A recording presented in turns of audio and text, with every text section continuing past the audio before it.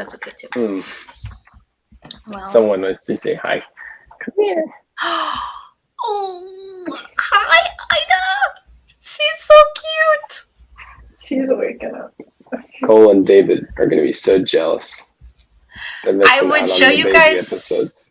Yeah, I would show you guys Sam, but he's sleeping right now. Lindsay's watching him, so I'm gonna let him sleep. Oh, she's precious. She just woke up from a long nap. Here you go.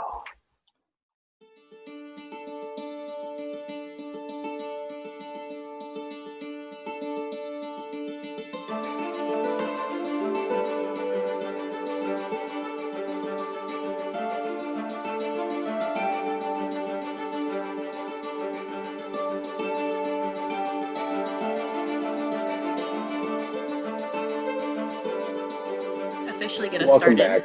Yeah. Yes. Welcome back, listeners or watchers of the Show of Requirement, a Harry Potter podcast that we love so much and have been doing for quite a while. Yeah. Number 11. We are number 11 on what? I forgot to ask. On everything? We are rated the number 11th Harry Potter podcast by feedspot.com. Cool. Thank you. Hey, people. We're up there with Yeah. the real Weird Sisters. There we go. Weird Sisters. There's this whole rivalry thing. Abby, it's a whole thing. I looked into it a little bit and I thought I just don't care. Yeah. Mugglecast, which is they had podcasts of Muggle.net, which if you're an old Harry Potter fan, that's like, that was the days. Like that's Pottermore before Pottermore. Yes. There's also HP Lexicon, which is like also Pottermore before Pottermore and after. It's also better. Right. Some fans had the nasty just went through all the hard work to put together that website. So there's a HP Lexicon podcast. So we're up there with all those cats. And it's good to be here. That's awesome. We're so glad. According to this one website. But I'll take it. Yeah. We'll take it. Well, we are definitely so excited to be back. We had finished I think it's still going technically at this time, but we're recording in the middle of releasing the Goblet of Fire. Yes, so we've got the Goblet of Fire going on, but the listeners, we've just finished Goblet of Fire. We have, and now we're stepping into Order of the Phoenix. Diving straight into it. Because this is a big book, guys. It's a big blue book. It's going to pretty much take us the rest of this season. So. Yeah. It's gigantic, but we're already starting out fun with the first 6 chapters.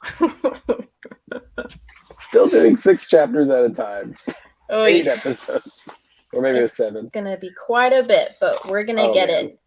You know, this first chapter, Spencer, titled Deadly Demented.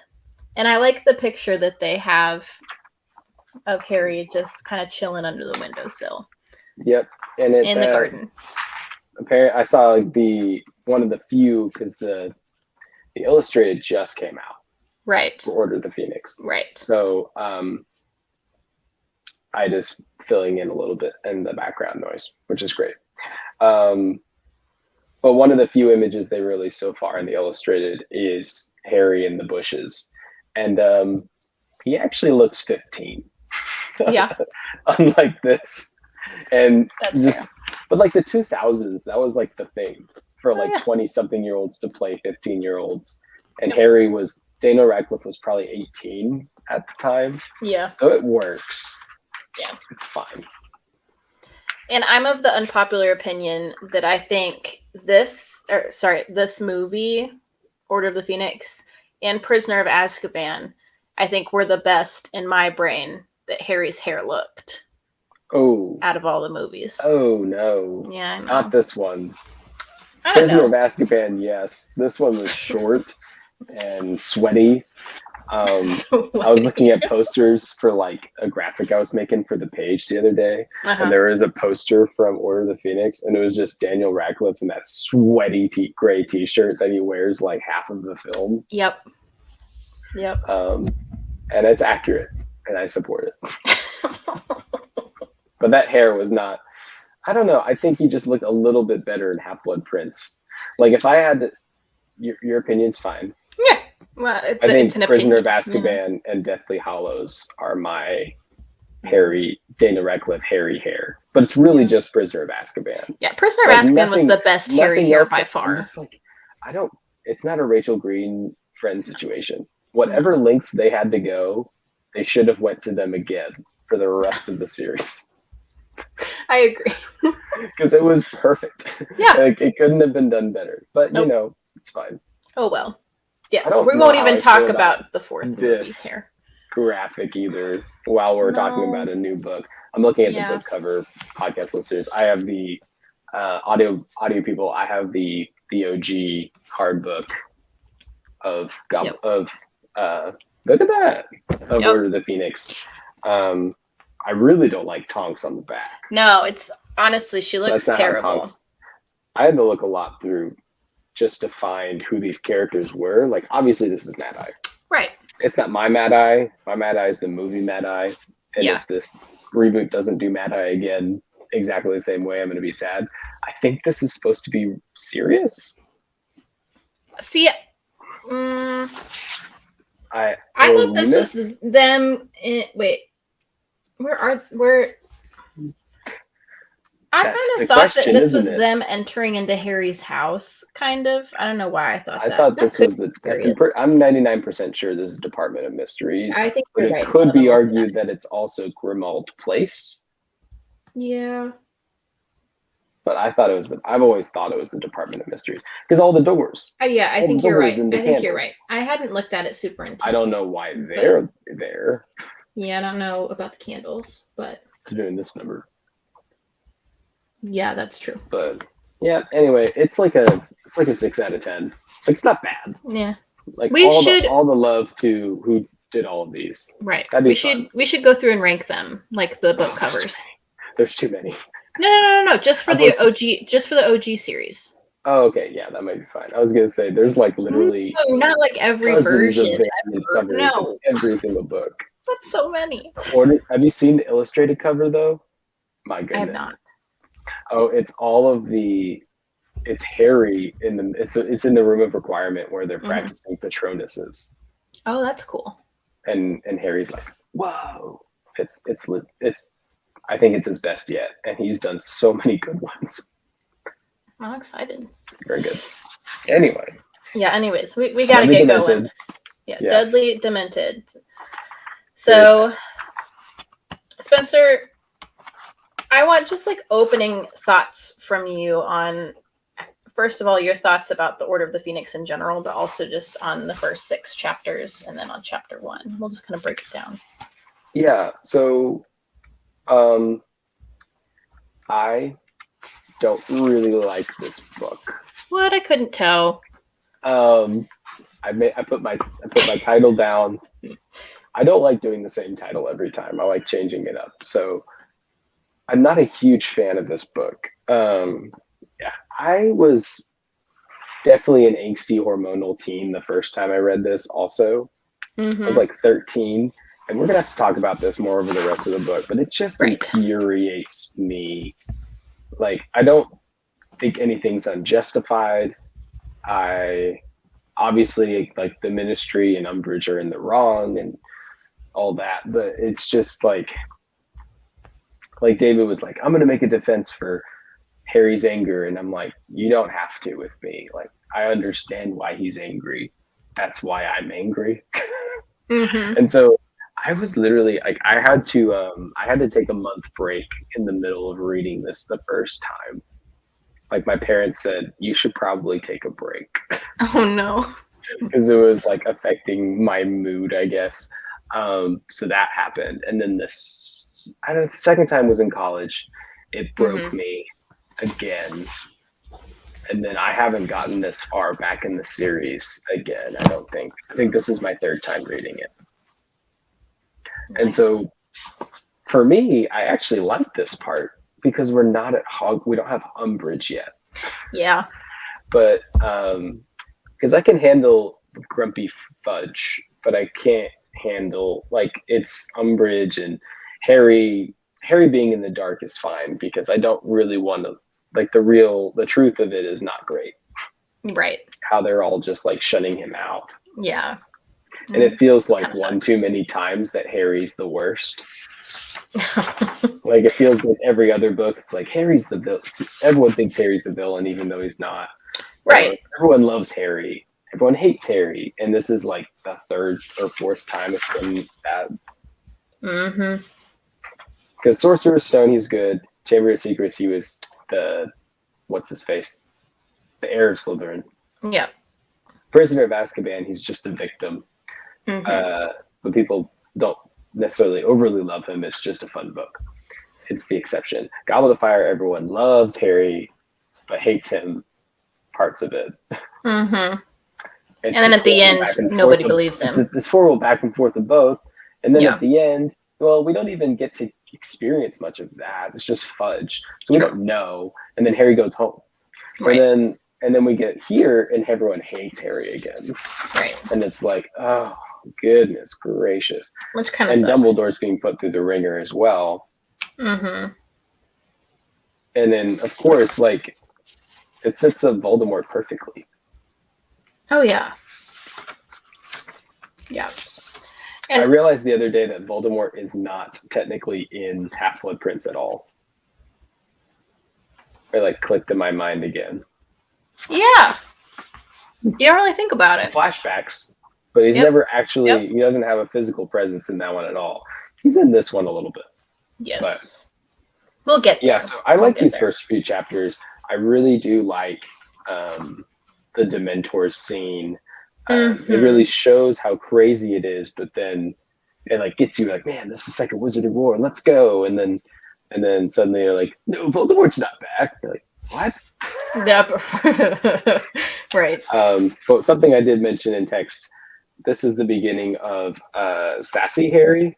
Like, he was always a little sassy, but he's kind of really finding his groove here when he's not being possessed by Voldemort. Right. When he's not being possessed by a demon. So Right. he's like, listening to the news again. Well, it changes every day, you see. Uh-huh. Very good. Very good. Yep. Ren and Petunia doing their normal awful aunt and uncle thing as normal. Harry's kind of just spending time by himself, trying to stay out of trouble as best as he can, but it always follows him. No, and Big D. Love Big D.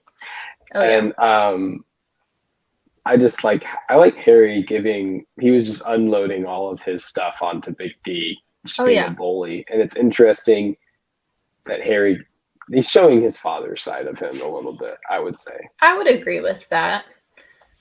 Yeah. Yeah, honestly, there's not a ton that happens until like towards the end of the first chapter. Whenever we get to like Big D and the Dementor scene. Obviously the Dementors attack Harry and Dudley. And I'm still curious as to why the Dementor attack affected Dudley the way that it did. And I don't know if it's just like with Muggles or I don't think it affects I don't think it affects Muggles differently. I just think they got to Dudley faster because Harry was trying to blow wisps of a Patronum and then the full Patronum. He could see the Dementors, so he had his wits about him just a little bit more. Where he was diving in and out, probably running away from them a little bit and crawling away. Right. I feel like just automatically the Dementors are probably a little more weary of wizards. And so part of it is just that. And then Dudley can't even see it. No, so he has no idea what's going on. No, and Dudley pretty much everything short of the Dementor's kiss. Like, think about when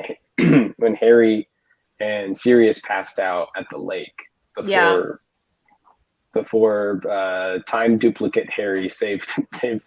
Mm-hmm. They passed out. So Oh, yeah. it makes sense that Dudley's just like way out there. Yeah, little loopy, kind of nauseous, not really sure what's going on. Thinks Harry did something to him, which if you can't see them, fair. And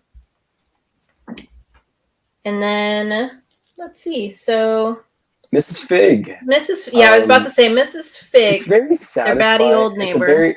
The book does these so much better. Is that it's an actual callback, whereas in the movies we saw Mrs. Fig for the first time about 3.5 minutes before. Yep. And then they don't have time. They don't have time in the books, and I get it in the movies. So like Harry just goes, Mrs. Fig, and was like, we're supposed to, like, if someone hadn't read the books, they're like, okay. Yeah. Also, I totally forgot that Mundungus Fletcher was involved in this at all. And so I love that she's like, I'm going to kill Mundungus Fletcher. Honestly, he's just... Mundungus, this is his introduction. Yep. I think. I don't remember him being mentioned before. He might have been mentioned in passing, I don't know, but great casting. He was missing. We missed it. He should have been in the movie. Because Dumbledore wouldn't just leave Harry in the watchful eye of Squib, Mrs. Fig. I don't know that it was smart to leave him in the watchful eye of Mundungus Fletcher either, but... I don't know if that was Dumbledore's decision. Right. And also they're guarding something more important. Well, just as important. Fair. In a more dangerous location. Like, Voldemort Also knows he can't get Harry at the Dursleys' house. Mm-hmm. And so part of it is just he's going to go for the prophecy. Yeah. So you got to have more hands on deck for that one. Yes. Chapter 2, unless you have something else for chapter 1. Nope. Just all the owls in chapter 2. It's like it's so kind many. It's kind of like Chamber of Secrets a little bit. Mm-hmm. Well, and the chapter's even called A Peck of Owls. Yes. Is that what a group of owls is called? A peck? I don't know. You tell me. I have no idea. I always learn new names for groups of animals. I don't know a nice way of saying this, but I kind of want the reboot, if they actually do it, Vernon and Petunia to be as like naive and grumpy and I don't want to say racist, but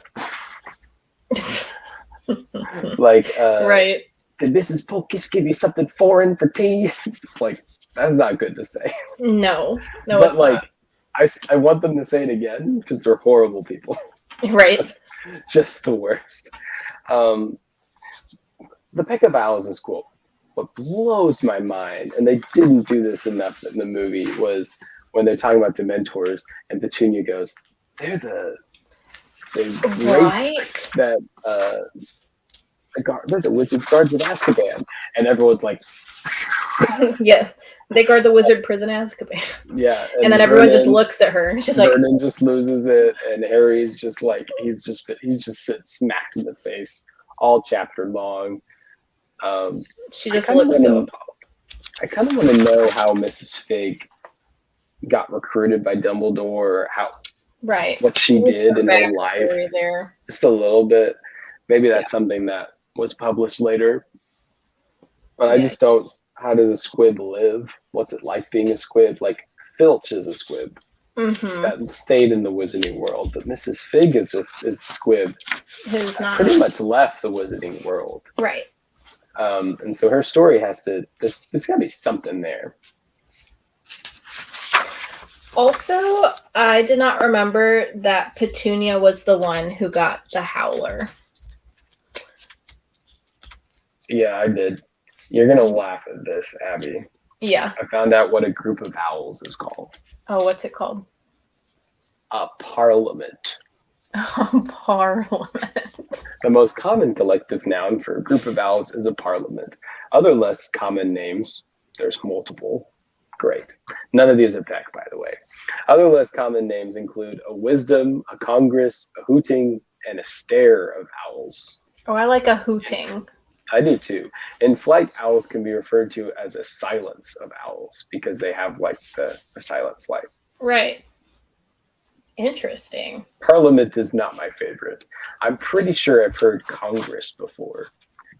Is that why the Winnie the Pooh owl is so like... Yeah. I guess and owls are just aligned with like smart knowledge and academia. Yeah. Right. Interesting. Sure. I wonder which came first. Well, I'm just really interested. I don't know. I feel like we learn a lot about Petunia in this, and I'm just interested to know more about like her knowledge of the wizarding world and like her growing up experience. Because when he talks about Voldemort being back, she's like, back, whispered Aunt Petunia, and then she was looking at Harry like she'd never looked at him before. And then Harry said, and all of a sudden, for the very first time in his life, Harry fully appreciated that Aunt Petunia was his mother's sister. And so it makes me, wonder how did Lily's death impact Petunia? And then also, like, how much knowledge did they have about Lily and James's death? And about the Wizarding War. Mm-hmm. Which is explained a little more in the next book, and then right. I think Petunia talks to Harry in the last book, but maybe that's just a movie or deleted scene. Yeah. I don't know. But I definitely wish that we had a little bit more backstory. And then, she does get the howler, and Harry's like, you can open it if you'd like, but I'll hear what it says anyway. I like just this whole, the Dursleys having to have this whole conversation about magic and all these crazy subjects and words. And it's funny that, who's that? What's that? Who must have sent them? Lord Voldemort, said Harry. He registered dimly how strange it was that the Dursleys, who flinched, winced, and squawked if they heard words like wizard, magic, or wand, heard the name of the most evil wizard of all time without a slightest tremor.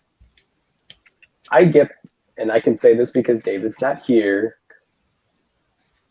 I get that like Grindelwald is meant to be this big baddie, but especially now that we're in the Second Wizarding War, Voldemort's just better. He's just a bigger deal in the Harry Potter lore when it comes to villains.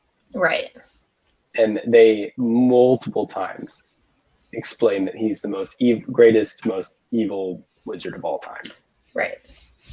Well, he's the most evil wizard of all time, debatably the greatest behind Dumbledore. Yeah. Most infamous, anyways. Yeah. But yeah. And then obviously the howler, remember my last Petunia, and she kind of ends the debate, Harry's staying here. And remember my last Petunia is Dumbledore. Yes. Which we don't know that. No. I mean, we do, but we don't. Moving on to chapter 3. Yep. The Advanced Guard. Yes. Just prose to Jim Dale. He opened up this chapter by reading it like Harry was writing it. I've just been attacked by Dementors, and I might be expelled from Hogwarts. I want to know what's going on and when I'm going to get out of here. That is funny. And it's just great. It's just so good. And gotta love... Oh, where is she? Abby and I just love when they describe all of the behaviors of Hedwig and other owls. I do love the owls. Hedwig's large, round, amber eyes gazed reproachfully at him over the dead frog clamped in her beak. Keep pecking them till they've written decent length answers if you've got to. Yes. Hedwig gave a muffled hooting noise, the beak still full of frog.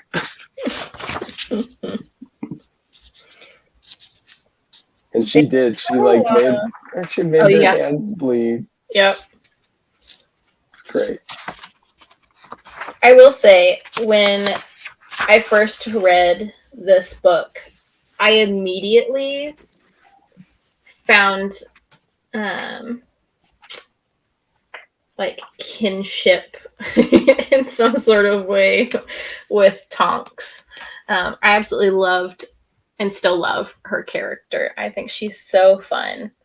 And I think it annoys me, and I get why they wouldn't directly mention it. It makes it feel more natural and human. But she is a Hufflepuff. She is a Hufflepuff. We don't learn that. We don't see that. No, and she's amazing. She's very funny. She's a kindred spirit. She's a bit clumsy. She's goofy. I love the advance card. This is a great chapter because we get, and this is why we did fan casting for just the first 3 books, because we start getting this vast amount of new characters in this book and the next, all of these ones. You learn so many new names. So many new names and characters. And the Order of the Phoenix, I mean, JK just did a great job in laying out these characters and building them. Luna Lovegood is the other example there. Yeah. We even get new student characters that maybe had names before, but they never had a voice of any kind. So as kind of Bonnie Wright said in the podcast there the other day, they became more like sidekicks and actually got like a role and stuff to do in these ones. And so they became more interesting that way. And I think mostly because the book's so long, but it didn't deter me away from the main few characters at all. Right. I think Tonks is up there. I've always liked Lupin, so I love how it brings back it brings back characters we know or characters we sort of know, like Mad-Eye Moody. Yeah, it's weird to have Mad-Eye here because it's like the Mad-Eye we've known was not actually the real Mad-Eye. And so you don't really get to know the real Mad-Eye. I just kind of fuzz it over. I'm like, yeah, but he was basically Mad-Eye. Right. He may as well have been Mad-Eye for the first, 30 chapters it was of the last book. Right. But you're right. This is a new character. It is and he does have, I would say, a different voice to him. He's a bit more, he still drinks from his flask and he still has all the caricatures. I would say actually he has all the characteristics. But I feel like, the last book's Mad-Eye Moody, it was almost like a caricature of Mad-Eye Moody. Except when he was around Dumbledore, maybe he's trying to be a little more cautious. But this feels more like this is the real one. And maybe that's just me filling in gaps there with the knowledge that I have. But I don't know much about Professor. Never got around to teaching, did I? Right. But the movie one, he doesn't even address it. Nope. Professor Moody, what are you doing here? Rescue you, of course. And I think it's almost like Brendan Gleeson doesn't even know that he was an imposter in the last book, but it's fine. I still don't know what Watcher means, and at this point I'm too afraid to ask. Yeah. That's fair. I didn't know either. It must be some kind of phrase from a part of England. Probably. UK. Maybe someone in our comments will explain it to us. I love Kingsley too. Yes. Kingsley and the guy that plays him in the movie, which I don't know his name.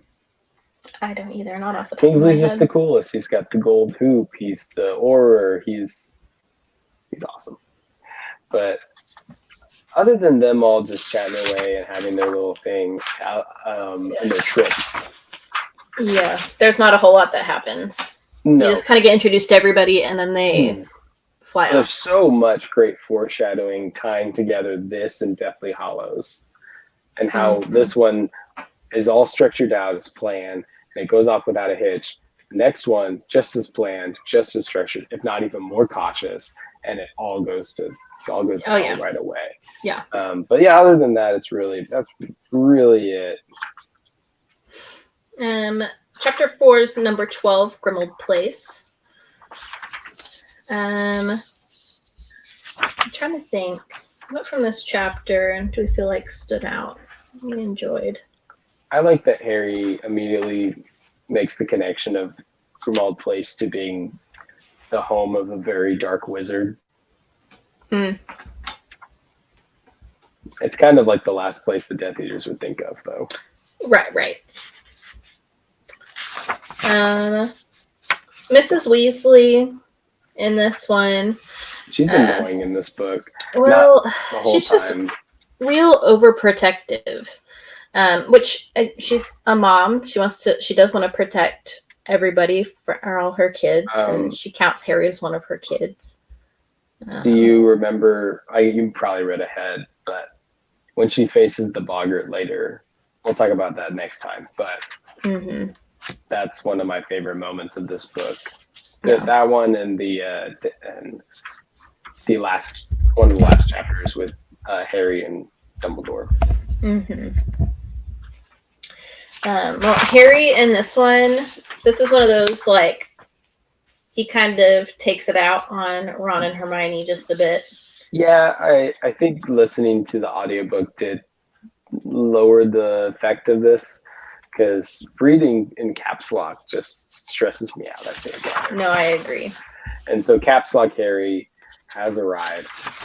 And the movie one is perfect. That was not missed out, but we just get more dialogue, we get more stuff here. And so looking at this again when I've been listening to the audiobook, definitely a different effect to it.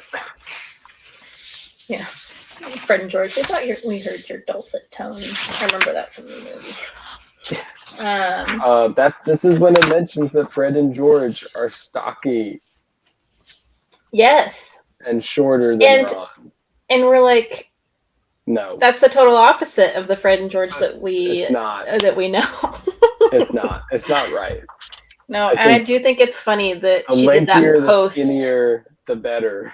Right. She had to have done it post, yeah. Yeah, that's so silly. She had to have known, like, looking at those two boys, that they're already tall. Like, they're already skinny and tall for their age. That they're just going to shoot up. And maybe when she originally came up with the characters, she imagined them that way beforehand. But I imagine it's hard to introduce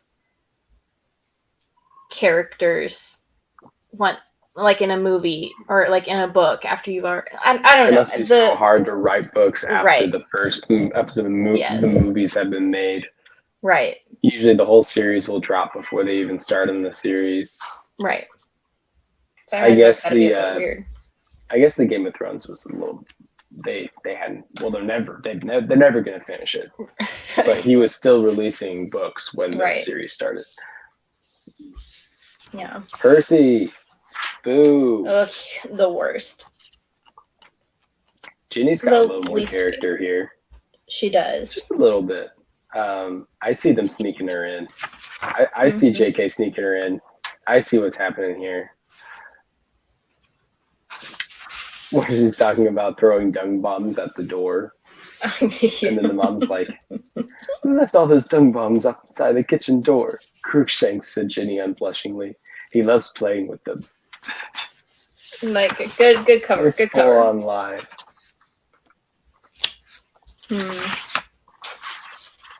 That's really all I can see in here. Yeah, we meet. Well, do we meet Creature or do we just hear about Creature? We hear about Creature. Yeah. Sirius's mom is kind of left out of the movie. I like her screaming and going crazy, and then they get her closed. Sirius turns around to face Harry. "Hello, Harry. You see, you've met my mother." Yeah. So it's just really, she's back in her stride of amazing ending chapter sentences. Yes. And that's what keeps you hooked until that's why you can't ever put the books down. Yes, I feel like that's gotta be her secret. Like that's gotta be one of her, it's almost like a calling card or something. Yeah. It's honestly a talent. It is. I don't experience books that do that very often. And so that's maybe something of why I like Harry Potter so much. Mm-hmm. Just keeps you rolling with it. Always packing a punch at the end of the chapter. Mm-hmm. And I think that's also what made it so fun as a kid, like having my mom read these to me at bedtime. Well, and eventually it got to where I was reading them to her at bedtime, but it's almost like I'd have to wait each night it's kind of like watching a TV show, having to wait a whole week for the next episode, except I was having to wait night to night to know what happens next. Just made it kind of a fun time as a kid. Chapter 5, The Order of the Phoenix. I love that they've been trying to get his mom's picture down for a month, but they think she put a permanent sticking charm on the back of the canvas. This is another fun calling card is accents. Went a little off the rails. Went a little off the rails in Goblet of Fire, I would say, with all of the international schools that come. Yes. But I do like the just different English UK accents that are really hard to read out loud. Hagrid or Mundungus Fletcher. Mundungus is the one I'm talking about here, but Hagrid's been a staple of the whole series. Yep. But someone say my name. Yep. I agree with Sirius. It's very Jack Sparrow, honestly. Kinda. The more I think about it. Yep. Oh, you apology. Business opportunity. Oh my gosh. I'm only gonna hear it in a Captain Jack voice now. That's funny. I love the movie Mundungus too, though. He's just the perfect height. Very short. Just feels very slimy. Yeah, that's what he's good for. Yep. Let's see. I confused the goblin name with the one from Hogwarts Legacy, Ragnarok. Yeah. It's Renrock. Mm-hmm. Anyway, not many goblin names, but they always sound like goblins. They do. There's no goblin named William. No. Love that Fred and George are using magic for everything, and it gets on Molly's nerves. We get introduced a little bit to the Order of the Phoenix. Sirius and Molly get into it a lot more, I feel like, in the book than they did in the movies. Page on page on page. In the movie, it's like 10 seconds. Yeah. They listen through the extendable ears, and that's it.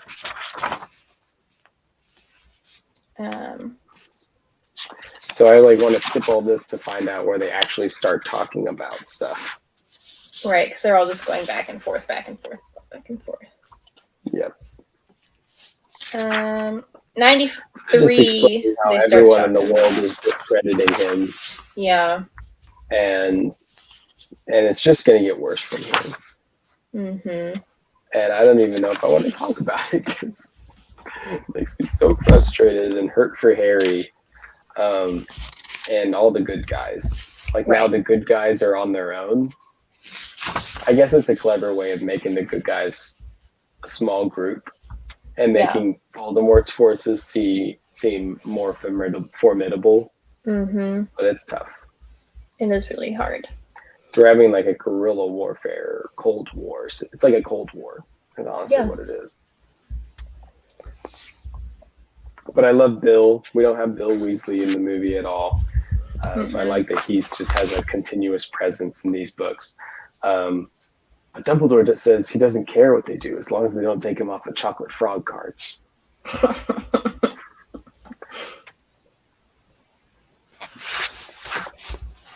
I do think that's funny.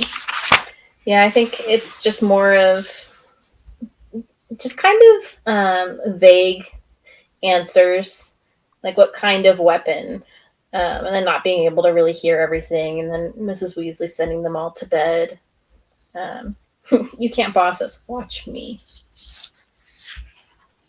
In the finale chapter. Yep. The noble and that's a photo of Creature. Oh, and it's terrible. Creature's the worst. Yeah. Although I will say, in the Deathly Hallows, in the movies, whenever Creature and Dobby bring back Mundungus Fletcher, cracks me up. That scene cracks me up. Anyways. You need to, at least, maybe I'll find a clip to send to you.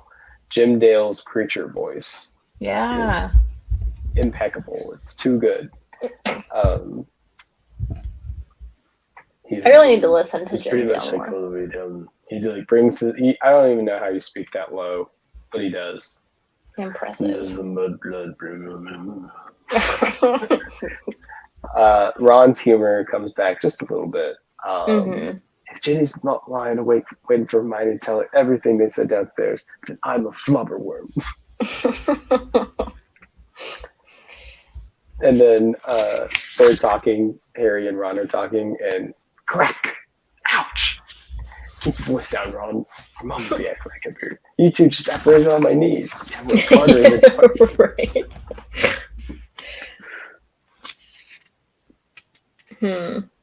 It's just like, this is kind of the last time we kind of have Fred and George in a not adult scenario. Yeah. Not that they ever grow up, but they're in a different light next book. Yeah. This is the last time they're all kids and they're kind of able to chat together. Well, and I think after this book, it feels that way in general. Yeah. Because, they're like business owners and part of the Order of the Phoenix. And just a whole different scenario there. Yeah. Cole and I's favorite aspect of Harry Potter is back, which is Hermione versus slavery. And I'd be remiss if I didn't mention that it's being mentioned. Spew is returned, and it's just got one terrible more layer added to it, and that layer is Creature. Yeah. It's just yeah, Creature's tough. No, but he's just not likable. He's just kind of awful. Hey, especially anytime anyone calls Hermione a mudblood, it just kind of gets on your nerves. I would just like to call back Gilderoy Lockhart's Guide to Household Pets. Pests. I don't want to know what Creature's been doing for 10 years. The house has gotten in such disarray. Yeah.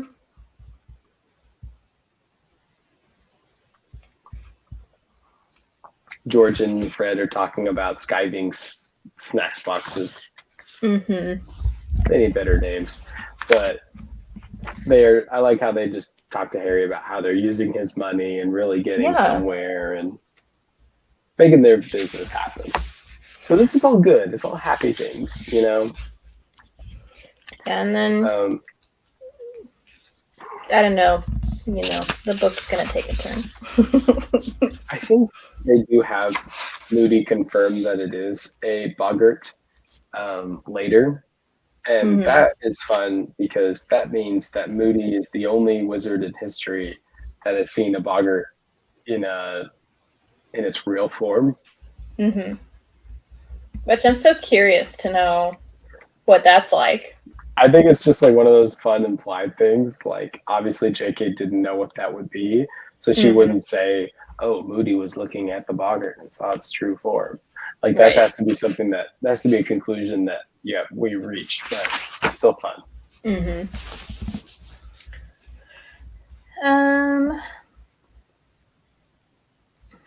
Let's see what else.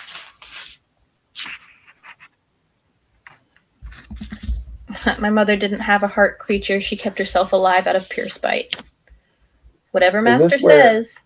This is where Sirius is supposed to break down the family tree, but in the movie he does it at Christmas. Yes. Which is fine. Yeah.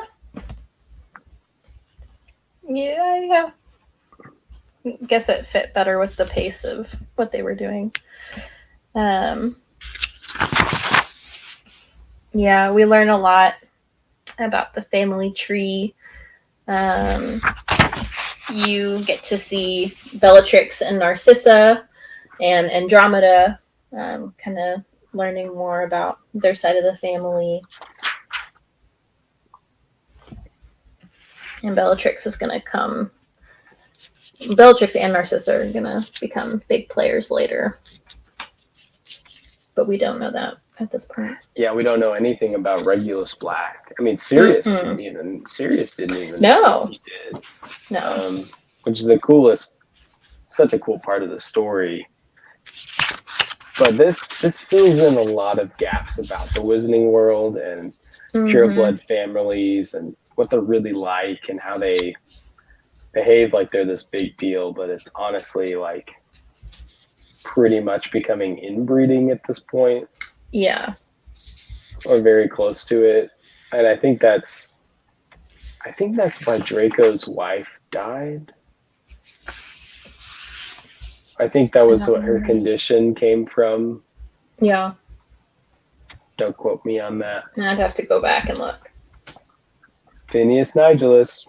We've now seen him in not live action, but in animated form. That's the headmaster in Hogwarts Legacy. Yes. Yes. We don't see him in these yet. He's just the guy laughing in the painting at Harry Potter, but he's in the Hogwarts side of it. Right. What a jerk. What a turd. The word. Thanks, Simon Pegg, though, for doing the voice. We love you.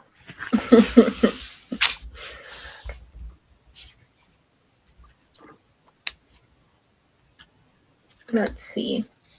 We don't ever really hear a lot about Sirius's dad. No, we don't even know anything about his dad. No, the only thing that's mentioned, Sirius wrestled a large golden ring bearing the black crest from Creature's grip. And then Sirius had said that it was his father's. Creature wasn't quite as devoted to him as my mother, but I still caught him snogging a pair of my father's old trousers last week. So it makes me wonder, what kind of man like Dumbledore in some ways sealed Sirius's fate. Yeah.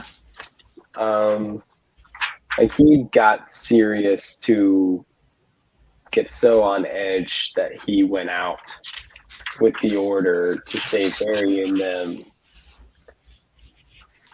And I just feel like him being a little reckless, he just ended up in the crosshairs. But I mean, I don't know that we could have expected Sirius to just stand by while Harry and his friends were. No, but it's just like, I feel like they should have just. Sirius clearly won't get caught. And even if he did get caught, they don't need him to be at this house. Mm-hmm. Necessarily. So, I don't know. No. I like my fan theory. That's not a fan theory, just a dream that they could have just taken the idea from the bad guys and had Mad-Eye Moody teach at Hogwarts again, but then have Sirius use Polyjuice Potion. Mm. Or Sirius could use Polyjuice Potion to be someone else, like Lupin or something. I don't know. That doesn't really make sense. But Mad-Eye Moody technically isn't under the curse because he never actually taught at Hogwarts. Mm-hmm. But I guess he agreed to the job before. Right. So before he was replaced by Barty Crouch Jr. So I don't know.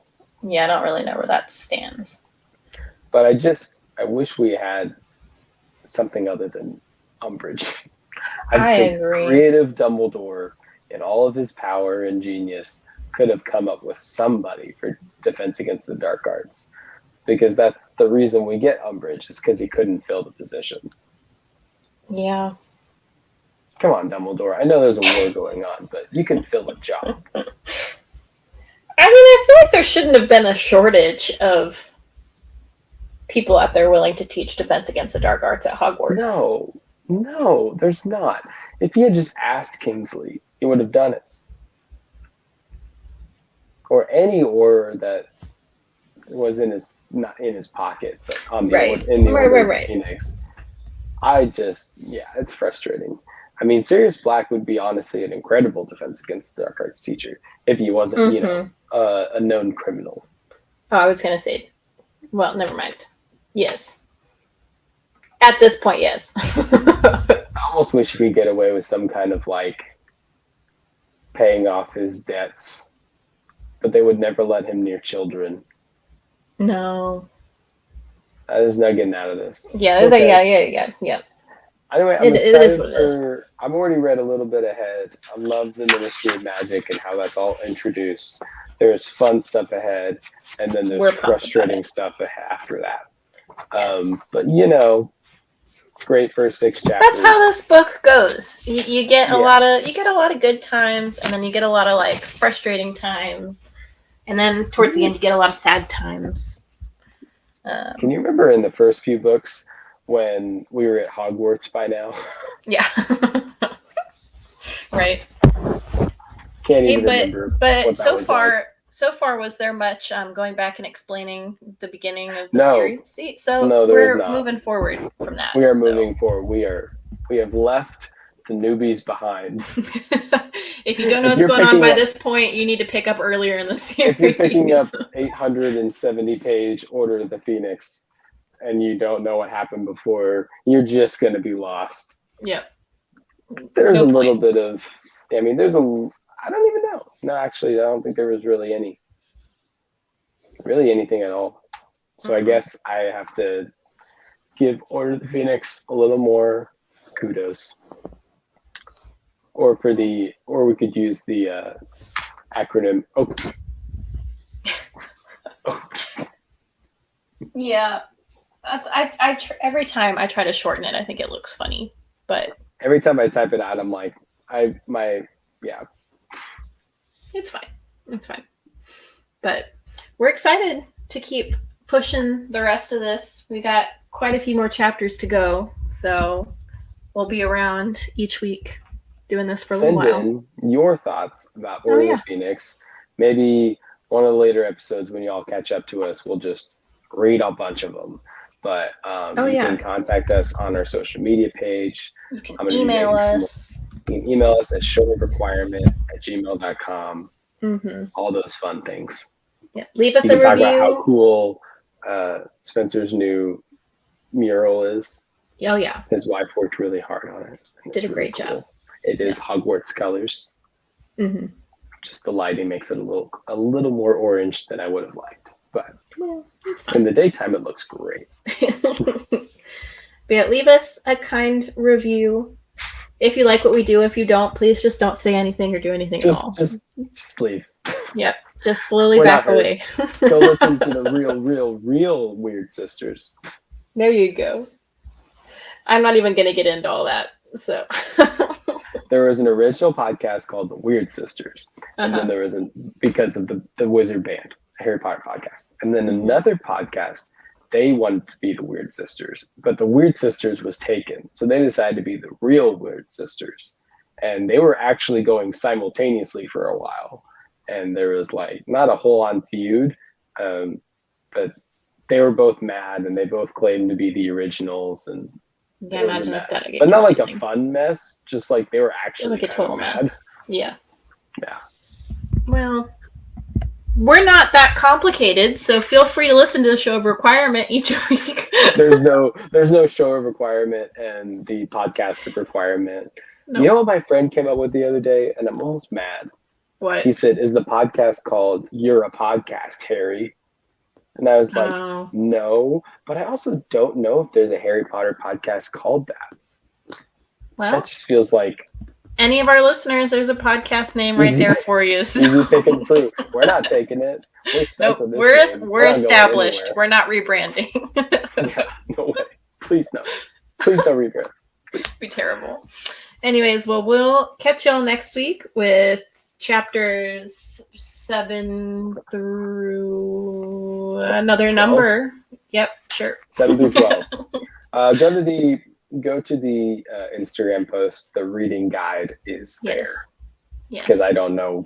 I think it's 7 through 12. 7 through 13. Like that, yeah. something like that. But well, we look forward to seeing you hearing us again. Gosh, it's late, and I have a great week. All tired. We'll see you Bye, guys. We love y'all. Mischief managed.